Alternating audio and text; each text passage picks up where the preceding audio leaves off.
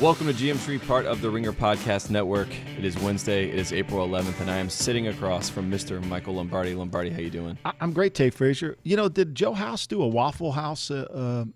Did he review that since he was at Augusta, and that's right there? Yeah, I think he did. I think they went to a late night Waffle House. Kyle got invited. He said it was a great moment for him to go to Waffle House in Georgia. So that was good to see a guy from Poughkeepsie, New York, go down to Waffle House in the South, get some nice fried food. I like that one at Waffle House. Yeah, you should. I mean, it's not a diner, but it is a diner. It's better than Huddle House. Huddle House is not where you want to go. Waffle House is a little bit classier.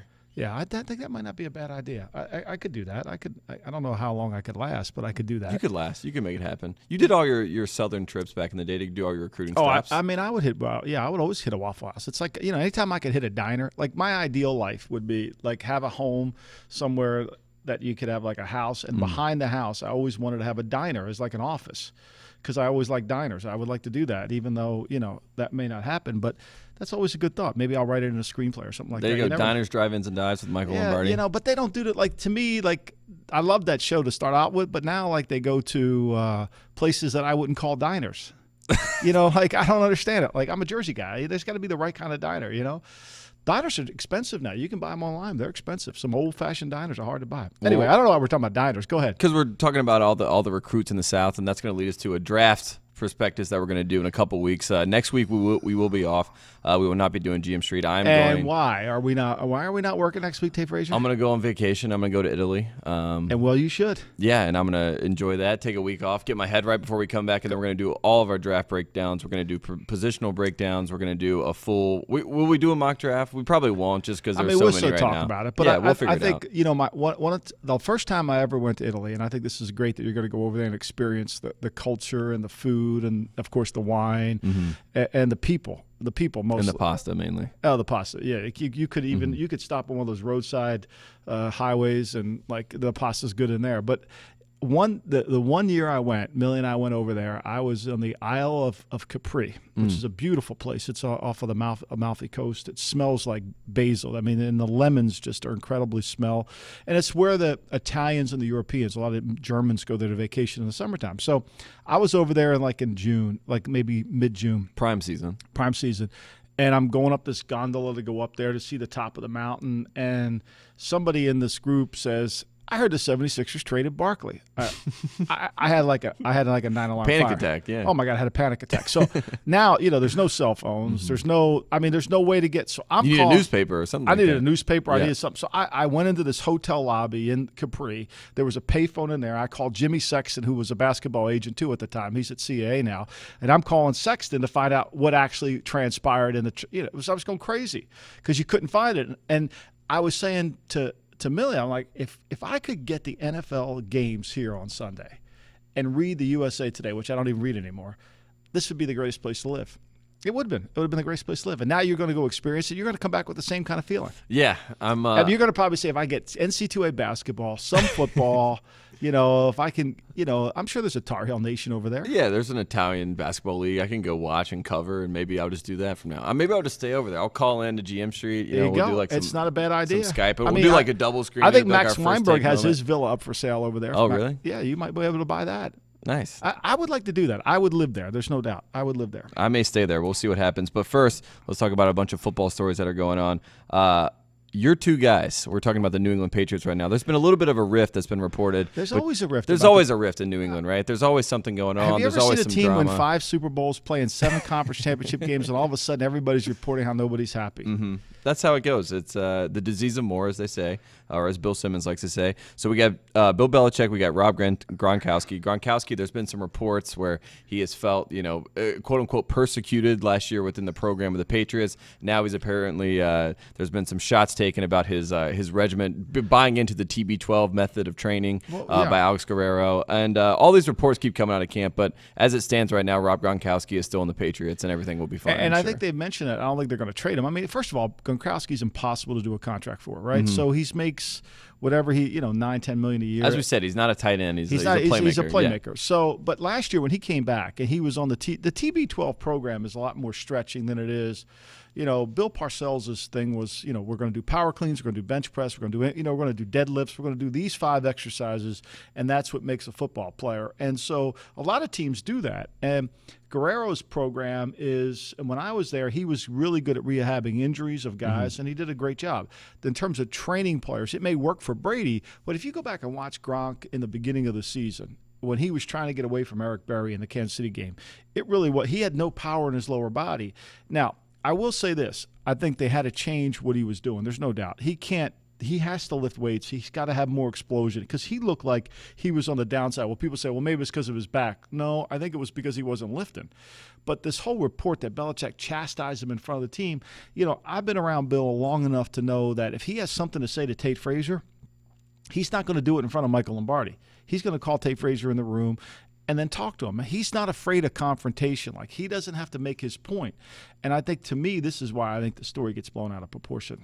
And do you think there's any, truth coming out of the Gronkowski camp? Because, there has been, some separate reports in the Boston Globe, aside from the dietary stuff with the TB12 method. But there seems to be some sort of little frustration, whether it may be monetary or maybe Gronkowski wants more, catches in the offense or something like that. There seems to be some leaked stuff coming from his camp as well. Look, I think Gronk is truly one of the top 5 players in the league, without a doubt. And so it's hard to always figure out, how to pay him. You got to find ways to get on the ball. He has not been durable. Let's be real honest here. He has not been durable, and last year he was to a degree. The beginning part of the season, he missed that game with the suspension. But I think he's got to have an off season where his lower body has the power in it. Look, when football players lose their lower body, we see it in basketball all the time. You watch a basketball game, guy can't really explode anymore. When a guy starts double pumping, he lost his legs, he's giving the head fakes. Or he gets out to the three-point line and starts shooting threes. Yeah, exactly. And you can see it in basketball easier. In football, you can't see it. But when a guy loses lower body power, all of a sudden that's it. And then, you start to drop passes you shouldn't catch. Now, Rob's not doing that. But he needs a good off season. That's how you avoid injuries. And I think this is why it's so important. And I just don't make any of the validity that Belichick's going to chastise somebody in front of other people. He is very clear about delivering his message to behind closed doors to the people he has to deliver to, and what he says in that room, he usually doesn't share with very many people. So you don't foresee this lingering into the season? This seems I think there's so much chaos around the Patriots right now. There are people just dumping on them. I think it's easy to do, but I don't think it's always valid, and I'm not sure that it's going to be something that is going to continue, because one thing, when they get back to work, they go back to work. Let's talk about another team that has a superstar that they have to deal with and figure out what his future is, and that's the New York Giants. They have OBJ.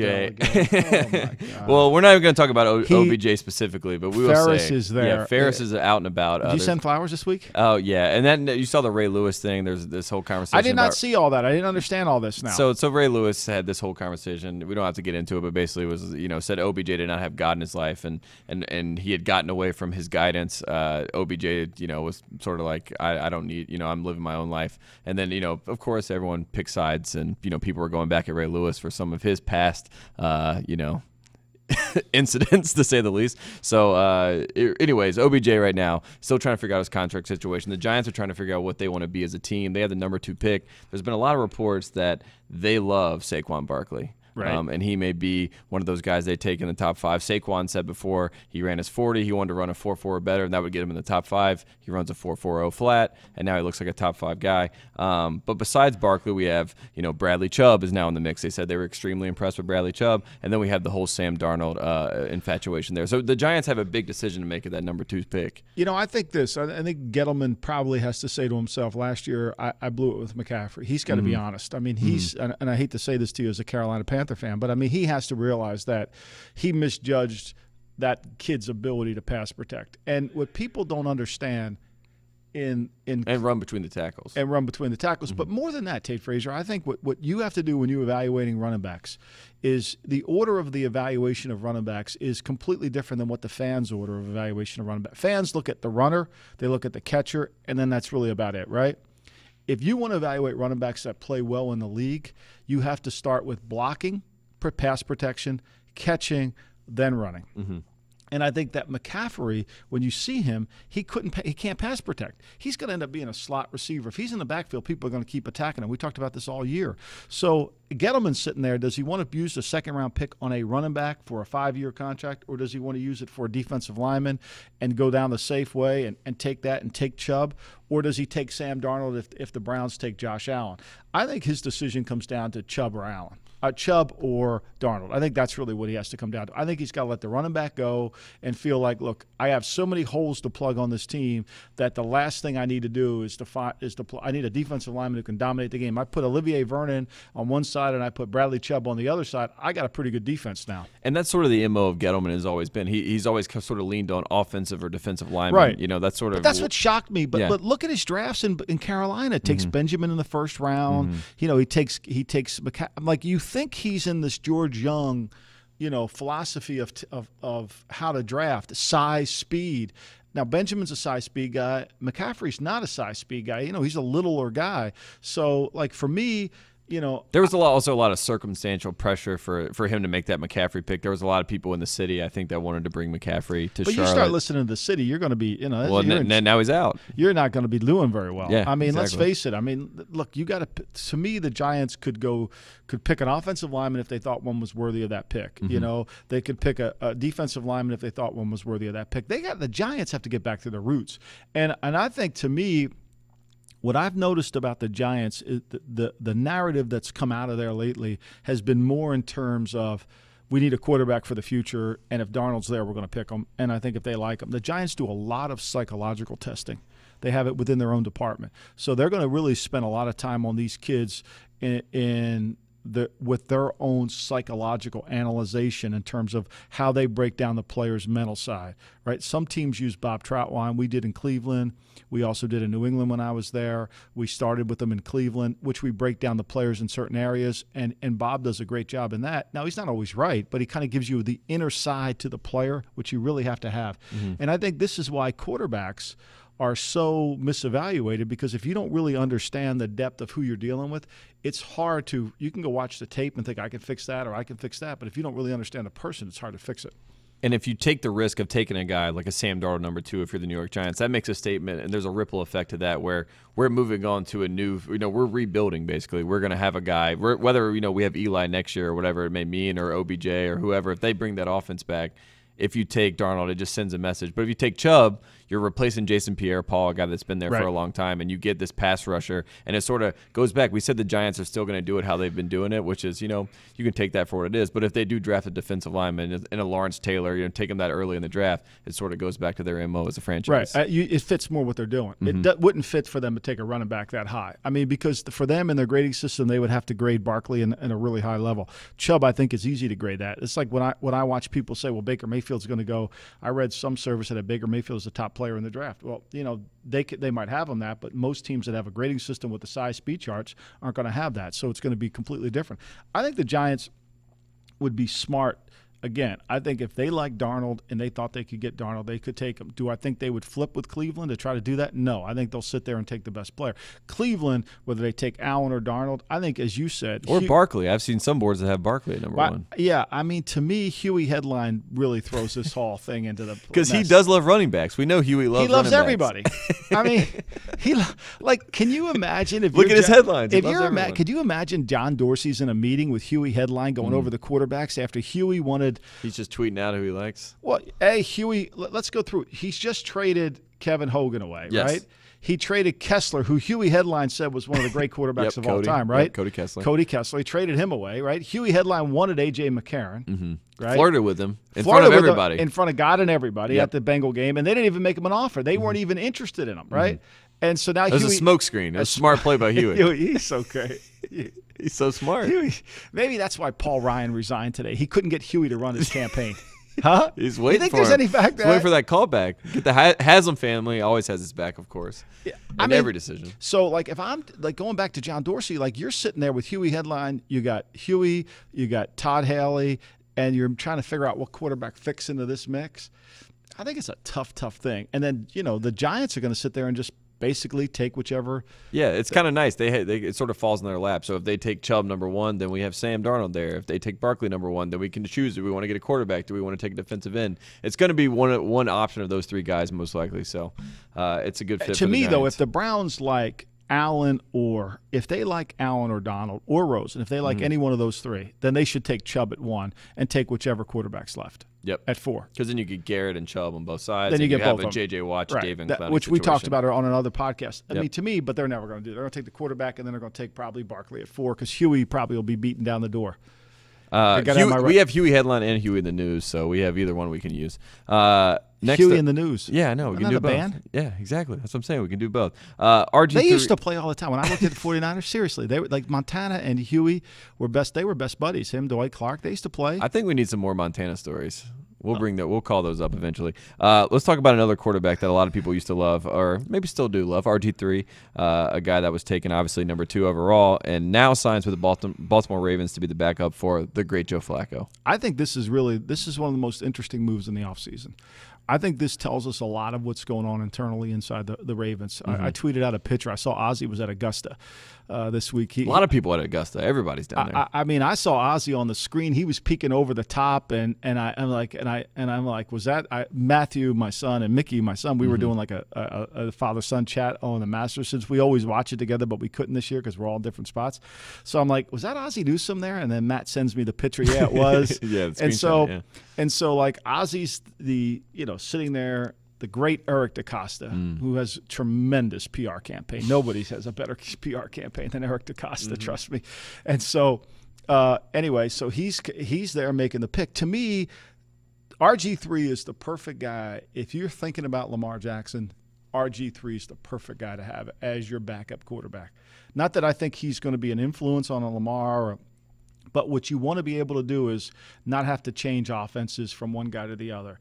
And if you're Ozzie or you're the great Eric DaCosta and you're thinking about this is the time to turn over the franchise, I think to me, they're going to draft a quarterback. Will it be Lamar Jackson? It could be. And at that point, why wouldn't you just get rid of Flacco and eat the cap money? And start RG3? Well, no, start Lamar Jackson. Start Lamar day 1 and then Yeah, I mean, rebuild the team. Okay. I mean, now you know that's not going to happen because I tweeted this about a month ago. Like basically what the Ravens did to John Harbaugh is they took 3 billboards out and said, you must make the playoffs or you're fired, right? So we know this going in. So that's not going to happen. So Flacco's got 1 more year. But I would think that they would position themselves that if Flacco either makes the run or they have a quarterback behind him. And that's why I thought the RG3 signing was really interesting because I think there's another move that goes into the layer of this move. I really think there's some moves that teams make that give away what they're thinking about, that they don't really give it away. Like, why would you sign RG3 now if you're thinking about drafting a quarterback? Well, you're thinking about drafting a quarterback, so you want to make sure you have them. Because if you draft one, it's hard to go to RG3 and say, hey, come sign with us. Right? Because you just drafted a quarterback. I'm not going to play. But when you sign him before the draft, then he can't really say anything to you. Well, you're here, you compete. Right? So it's like the positioning of the signing I thought was interesting. And if you're Lamar, I mean, a lot of people I've seen, like the Jaguars have been thrown out, for Lamar Jackson. A lot of these teams. They're low, though, right? I mean, like the Patriots are 23. They've had a private workout with Lamar Jackson. Okay? We know the Saints have had a private workout. Everybody's had a private. Like Lamar Jackson's one of those guys that's laying below the line. Nobody thinks he's out there. But the reality of it is everybody's interested in the guy. And there's a lot of people that have sort of misinterpreted and misevaluated the fact that Lamar Jackson has the ability to play in a pro-style system as soon as he does come in. He doesn't have to necessarily have an offense catered to him. That's why the RG3 thing you were just mentioning, it's like RG3 actually is the perfect backup for him because he is a pro-style guy that has that athleticism to match. And that's what he did at the thing. Now, Huey Headline had him in Cleveland, said he was going to make him a West Coast offense quarterback, which we turned out he couldn't do. That's another one Huey couldn't get right there either. So, when you start thinking about it, it's the perfect guy to have in there. They get him at a cheap contract. He can turn his career around. I think it makes sense. I think what makes more sense is if the Ravens draft a quarterback. Now, I'm sure John Harbaugh's sitting there saying, like, this really doesn't make those 3 billboards they just posted, outside of Baltimore going to help. Especially if the Ravens fans are clamoring for him to play the rookie and you have to deal with that whole battle of, like, do I keep Flacco, So, like, but if they don't get one now, when are they going to get one? Then, they got to do something with this contract. And so if you draft one, so maybe you draft one and you go to Flacco and say, look, we got to have some kind of reduction. It's going to cost, if they post June 1, it'll cost them $12 million. They'll pick up $12.5 million of cap room. It'll cost them $12 million and eventually they get away from the contract. And what's the trade value, though? What if they decide they want to put Flacco on the market and they want to send him to Jacksonville or they want to send him to Arizona? Or you could have some. He would have trade value. Mm-hmm. I think, to me, I think there's a lot more moves than just this, hey, we're picking. I think that teams are sitting there now because we're in, right now we're in 2 seasons. We're in lying season, which is most of these teams are lying to us about who they like, and everybody's taking, well, they worked out this player, which means they're interested in him. No, they just worked him out. That doesn't necessarily mean that they've concluded that they like him. Everybody says, well, they went to work him out. Well, yeah, you go to work them out to find out information. They didn't tell you they liked them. They just went to work them out. Mm-hmm. See, and we right ahead jumped to the conclusion, oh, well, they must like them. Yeah, that's just it's interesting it's stuff. a lot of lying going on. And yeah. the other part of this season is how to manage your team. So you're sitting there trying to figure out, okay, if we draft this guy, this makes this guy available, and maybe I can have more assets. And you're trying to – it's really a draft management question, just like the question for the Browns are, if we take a quarterback at 1, who's the best player left for us at 4? If we took a player at 4, who's the best quarterback at 4? You got to play all those things out in your mind, and you got to lay it out. Like people say, well, don't draft a running back in the top 10. Well, you got your draft management situation you got to look at and say, well, what back would be there from 35 to 40 that I could get if I don't get this guy? If it's like a Darius Geis or someone like that from LSU. You got to play it as if you were playing a pool game and you were going to make this shot into the, say you're going to hit the 9 ball into the corner pocket, but you got to bring the white ball back to where you want to hit the 3. That's what teams are working on now. If I get to here, I do that. I mean, that's what the Patriots are working on. Hey, we're sitting here. This is what we're 3 shots ahead of where we are right now. Right, yeah. and that's you prepare for that now, not when you're sitting there on the clock. Let's talk about a guy that's trying to prepare for his future and figure out his contract situation. That's Khalil Mack, obviously, the face of the defense for the Oakland Raiders. He might be the youngest guy on the team by now. By the time Johnny Gruden's done with that team. Yeah, exactly. He's going to be the youth movement. He's looking for $65 million guaranteed in his contract. He's obviously saying that he is the face of the pass rushing system there with the Raiders. Well, Gruden got $100 million guaranteed. Yes, so maybe Gruden can give him some. Maybe pass him over. Gruden got $100 million guaranteed. Look, the key thing is they're hard to find. I mean, let's face it.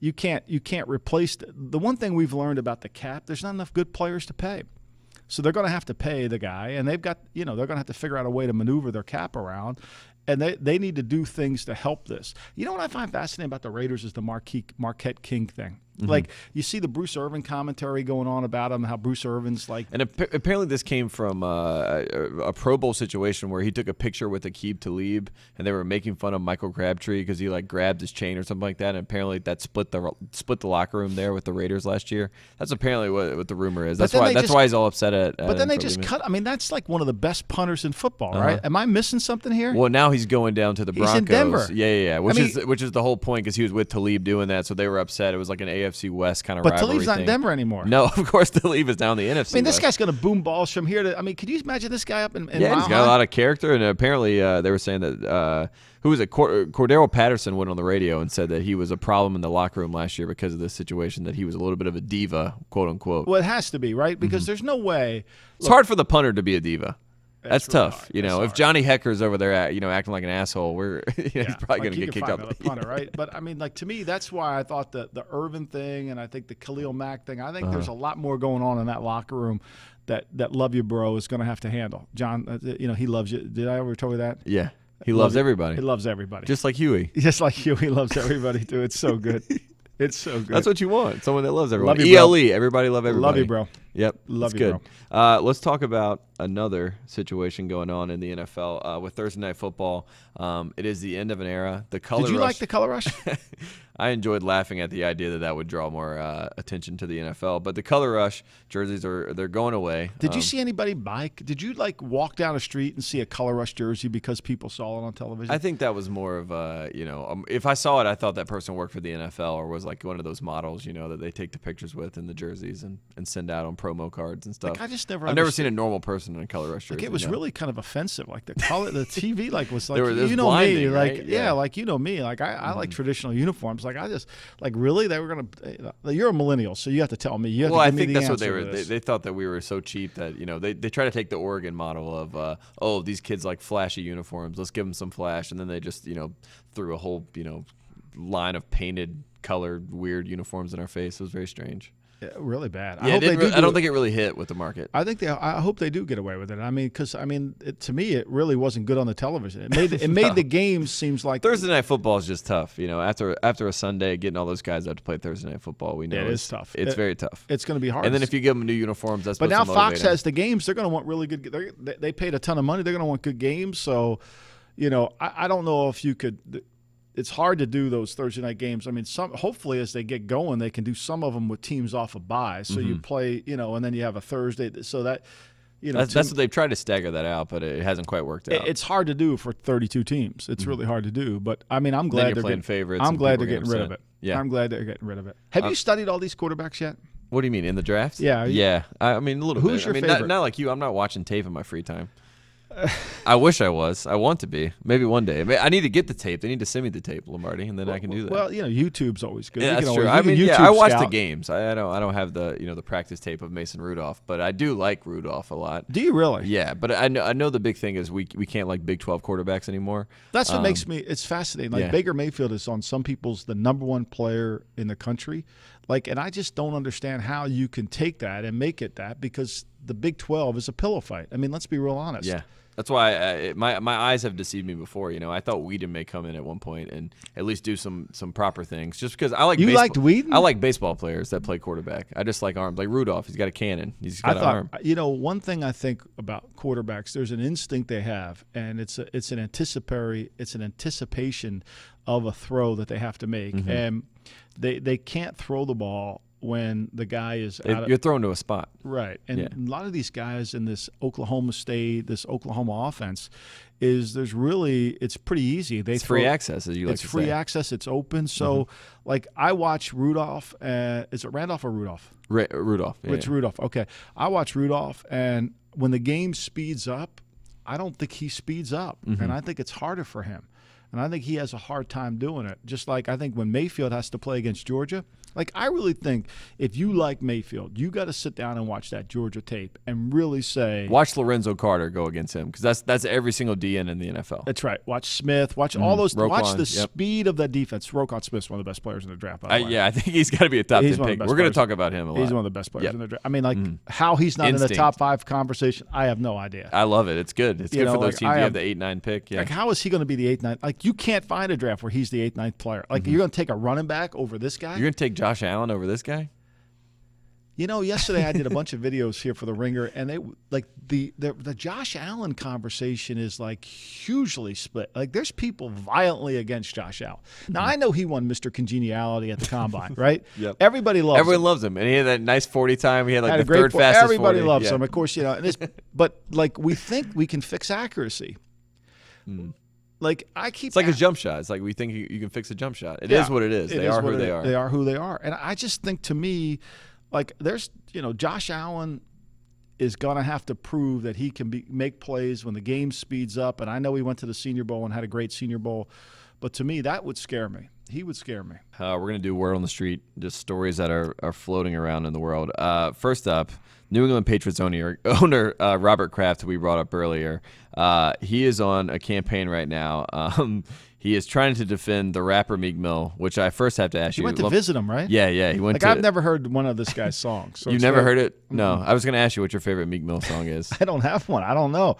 I'll put it on my Spotify. I have no idea. I'll send you some songs. I figured out this year that Coach K, Mike Krzyzewski, as you know, the Duke basketball coach, his favorite song. One of your personal favorites. Yeah. Meek Mill, Ready or Not, is what he listens to before games. Really? Which is one of the funniest things. If I could ever picture something, I can't picture Mike. Not at all. K listening to Harry rap. Giles told me that was. Although his favorite I will song. say this though, if you're going over on this long flight from, or you flying? How are you going from here? I'm flying from here to Germany and then Germany. Yeah. Oh, okay. Florence, so that's a really long flight. So yeah, it's like 14 hours. You should download the Jay-Z David Letterman interview. Oh yeah, from Netflix. You should definitely. I watched like 5 minutes of it. I didn't get through it. No, it's outstanding, and you learn a lot. I mean, I think Jay-Z is one of the most fascinating people of all time. Sean Carter, the man. Yeah. Yeah. I mean, I think he's incredibly interesting. I think he's kind of insightful, and so I think that, like, to me, it gives me a perspective of rap that was different than anything anything I really ever thought. So, but how does Kraft get in this guy's world? So basically, Robert Kraft said he's an amazing young man.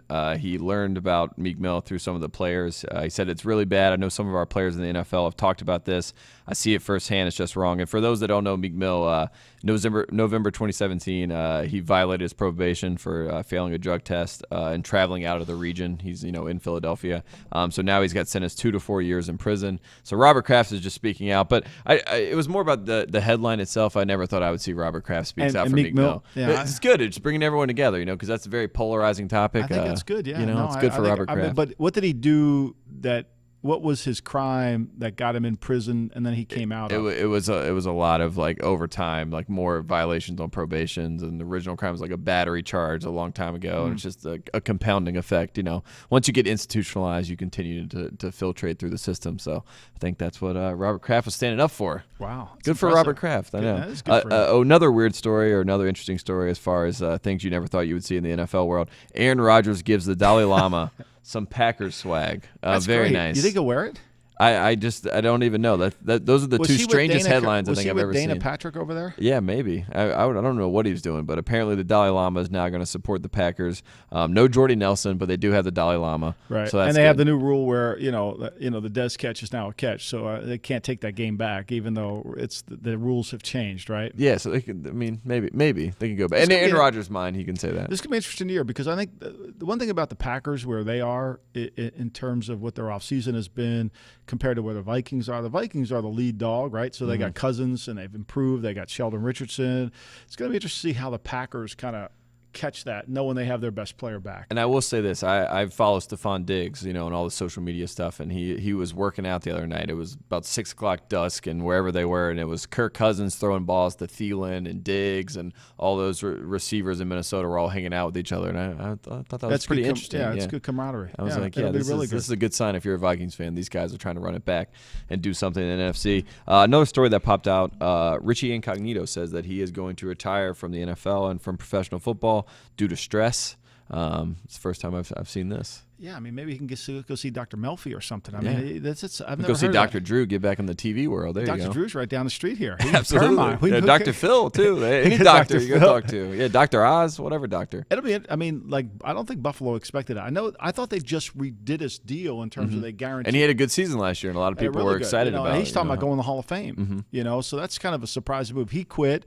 Jonathan Martin got into trouble. Remember that Jonathan Martin and him were all in the same thing, and that's kind of had to fall out. That was a very dark story with Jonathan Martin. Yeah, and so it's interesting that all this is coming. But Buffalo, see, that's the other team I think that's going to be fascinating in the draft is Buffalo, is really what their true intentions are and where they're going and how they're going to handle this. Because they've got A.J. McCarron, and where are they going with the quarterback and what splash do they want to make? I mean, they didn't collect all these assets to just sit back and watch. And they know the Patriots are 23, so they know they got to make sure. And you as a general manager, you got to make sure and you're in constant contact with all the teams, because all it takes is one team that you don't really deal with that they can slip ahead of you and you lose your guy. That's what I think makes this draft so fascinating, is because the quarterbacks are over-evaluated, and some of these teams that don't need quarterbacks are going to get like a Roquan Smith at 7 or 8, and they're going to be like, oh, my God, this is the greatest player we ever got. And then we're going to look back on this draft and say, wait, hold on, time out. They just got a really good player. Why? See, one of the things we don't do a good job of is evaluating the draft as an entirety. Bill Walsh used to hate this statement. Scouts would always say, it's a bad draft, right? And Walsh would go crazy. We only need 12 players. Like, it doesn't have to be a bad draft. But to a degree, in fairness to the scouts, there are some drafts that are really just not very good. Like, there's just not a lot of good players. Now, we're over-evaluating the quarterbacks in this draft because, as we talked about last week, it's been a drought of quarterbacks. There's 12 teams need quarterback, and that doesn't count Jacksonville, doesn't count Cincinnati. So that's 12 teams plus 2 that really do. So there's such a desperate need for quarterbacks. So they're naturally going to be over-evaluated, and they're going to be overvalued. And I think that this draft has got some really good players in it, and it's going to move them down because of the quarterbacks and because of all the teams that need it. And if you're Chris Ballard now I know Andrew Luck hasn't thrown a ball yet. I get that. I want to talk about this press conference. Did you see the Andrew Luck press conference? Yeah. Did you see his conversation? I mean, he was very. I mean, he still quoted Shakespeare. He's still doing the situation where he's like, I'm not gonna say where I'm at. It's a private situation. I'm going to work on this on my own. I won't even tell you if I've thrown a football. Do you automatically go into the Andrew Luck impersonation since you've heard Bill Simmons do it so much? I can't do it. I wish I could. I've watched this whole press conference. I've never seen someone sidestep every single question. And he's brilliant. He's amazing. He's good. Like, this guy should be our president. He can't. He's smart enough. He's reading Shakespeare, obviously. And every single time they try to corner me, just start laughing, which makes everyone in the room feel light, even though it was a serious question of like, have you thrown a football in a year and a half? And he's like, oh, what? I think this. Here's what I think. It was genius. They were very honest and open with the people they interviewed for their head coaching job about where Luck was, and nobody seemed to think it was going to be that much of a hurdle. It's going to be a hurdle, but it wasn't going to be an insurmountable holder. And the fact that he's not throwing yet, does that worry you? I mean, look, nobody really knows where Peyton Manning was with his neck. I mean, I was told early in the process when he was down at Duke throwing with Cutcliffe, he could barely throw 5 yards. Yeah, that's what. There were people there that saw that and they're thought like, were well, very wait a minute. concerned. So, I think we need to temper what he said, and I'm sure he's probably not telling the whole truth. As we talked about before, there's a bunch of levels of truth. He did have one little slip where he said that he was working on a regimen and then he came back too fast, and that was a mistake. So now he wants to save himself so he doesn't rush back too quickly. Right. So there could be something that happens between his last game and that January 2016 where he was rehabbing, kind of got a little, too trigger happy, came back a little quickly, and now he's really trying to wait until he's 100% ready. And I would say to fans all the time, like, watch a team's actions. Don't watch what they say. And Luck says this, but Indianapolis moved from 3 to 6. If they were worried about Luck's long-term success, they'd be talking to Darnold. They'd bring those guys around. Right. They'd have to show their hand. At some point, you got to show your hand. At some point, as Al Davis used to say to me all the time, hey, kid, you're going to have to play in the game. And who's to say this wasn't a great decision with the Colts? I mean, we saw the Spurs do this before where you just say, hey, we don't have our guy. Let's just sit down, and we'll get a nice draft pick. We'll bring in an asset to our team, and now we're moving forward. Exactly. I mean, that's how they get Tim Duncan. Yep. I mean, let's face it. Yep. So, I think you got to watch what their actions are, and their actions don't indicate they're panicking or worried about this. Like, they feel like he's going to come back. Now, even him in the press conference, I know he's talking about him sidestepping questions. It wasn't like a concern or an anxiety about him doing that. It was just, for whatever reason, they're trying to contain this whole situation just to, I think it's honestly to keep people on the outside to have no idea what's going on, keep them on their toes. And I think that's what you want to do. I mean, unlike Huey Headlines, you don't want to tell everybody what we're doing. Speaking of people telling everybody what they're doing, Jerry Jones and the Dallas Cowboys have put it out to the world that Dez Bryant will come in for a meeting on Friday. They're trying to figure out his situation. There was another report earlier in the week that said Dez Bryant is adding more tricks to his game, more tricks up his sleeve. He's got this guy, this route expert. I read this today in the Dallas Morning News or somewhere. That is the story. Like, who is this guy? Like, I want to be a route expert. He's the George Whitfield of route experts. Like, I want to be that. Like, me too. Don Henley's song expert. I can sketch some route trees. Like, look. Then I read the thing, well, he's bad at the top of the route. Well, just watch the tape. He's horrible at the top of the route. I've been talking about it for 2 years. Like, and where's the clapper in all this? Isn't he supposed to be some quarterback guru? Isn't he supposed to be some, like – and the thing I find interesting is Jerry has waited so long to do this, to go in and have a contract, that he's lost all the – so say Dez agrees to take a pay cut. Yep. Right? Well, the cap room that he's getting, maybe he's going to use it for DeMarcus Lawrence. I don't know. But he lost the time. The time to do this meeting was before free agency started, so that you have leverage. Either you take this deal, or I'm going to sign this player, Cameron Meredith or something whatever. like that. Yeah. Okay? I'm going to sign this player for that player. But to do it now, Dez has all the leverage. And he knows that because he has to be their guy now. They didn't go sign anyone else. So yeah, like I don't understand it. Look, I know they were in unless they think Hearns is that guy, I guess. I mean, I know they were in the Bahamas hanging out with Jimmy Buffett, the Jones family, and I wish the hell I was in the Bahamas hanging out with Jimmy Buffett too. I mean, I'm the son of a sailor. I mean, I wish I was, but I mean, at some point you got to like if you're going to be the GM of the team, be the GM of the team, right? And another bone I got to pick with Jerry Jones, who I have the utmost respect for. I think, to me, this league wouldn't be anywhere where it is today. It's Jerry's world. Right. Look, the guy who buys, like, Jerry Richardson's going to sell this team for $2.8 billion. They should thank Jerry Jones for that, because all this escalation is because of his ability to market and sell, and the value of these franchises, which is the most fascinating thing that never gets talked about in terms of the cap and in terms of players wanting more money.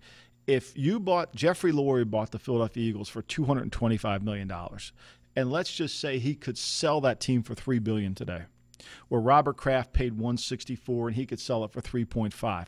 That equity, that value that he built up in that franchise, the players really have a lot to do with that. Belichick has a tremendous amount to do with that. I mean, Kraft could give him $100 million as a going-away gift, and it still wouldn't, it still wouldn't affect the value of the. We don't talk about the value of these franchises, how the players have increased that. We just talk about how they want to attach their wages to the TV contract.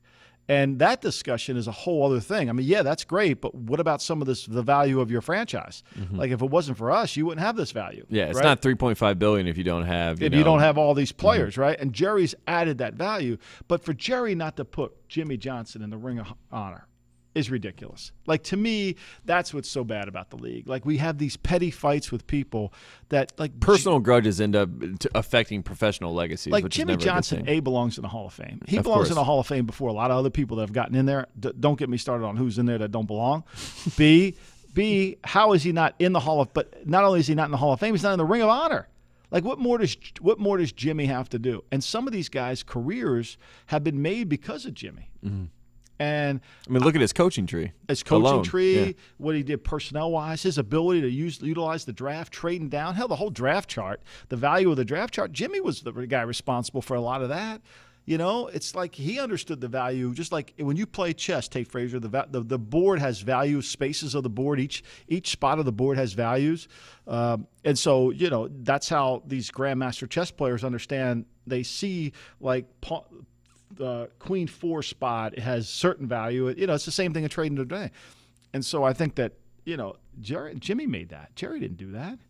Like, how he's not in the Ring of Honor? It's sad. We'll put him on the GM Street Ring of Honor for sure. Absolutely, he's been great on television for the past 10 years too. So yeah, I mean, Jimmy's a football personality. Obviously, he loves football. Yeah, we have a lot of he stuff loves football, and and I'm reading this book, Culture Code, now. It's about how to establish cultures, and it just reinforces like what Jerry did by hiring Jimmy. He gave him a culture, and I think what we're missing in the NFL is these owners want to try to hire coaches like Frank Wright's an offensive coordinator, right? They want to hire the specialist. And I think really so many of these teams desperately need cultures. And the one thing college coaches can give you is culture. They bring that all to you right there on a platter. You mentioned Dabo Swinney's the guy that brings culture. Nick Saban brings culture. Yeah, well, Nick Urban Meyer brings culture. They bring it all. They bring it more than another thing. And I think for Jerry, Jim Harbaugh brings culture. For Jerry not to acknowledge that, to me, is, I think, wrong. Well, he thinks he brings the culture himself by being there. He is the celebrity. He is Walt Disney to the Dallas Cowboys, as we know, which is always fun. Quickly, before we get out of here, I want to congratulate you on your 76ers.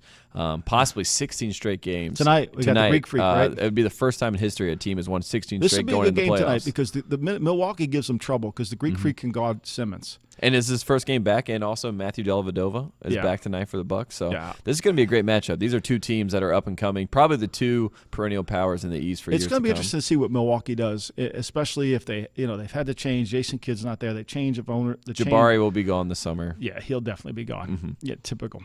Anyway, so it'll be interesting to see how they match up. It's the Sixers, who they play. Like, they struggle with the Pacers. I think Giannis is going to guard Ben. He does. He guards him all the time, and it makes it very effective. But I think Ben Simmons, just for the record, is great. He's the Rookie of the Year. I think he's great. He's a lock. With no jump shot, I think he's great. Yeah, exactly. Just imagine when he learns how to shoot. And I'm going to go back to Philly next week. I got a wedding. I got Dominic's baptism on Sunday. I got a wedding. I got Springsteen on Wednesday when I won't be doing GM Street. This is a nice week of vacation for GM Street. We're going to miss all the listeners, but I will be back with a full report on what Springsteen like on Broadway. Not that you would care, but I would care. I would care for the listeners' sake. I want them to know. I am very excited to go see Springsteen on Broadway. Probably the height, besides Dominic's baptism, which Millie is very excited and I'm very excited for. So you can tell it's number one priority there. Baby Jesus.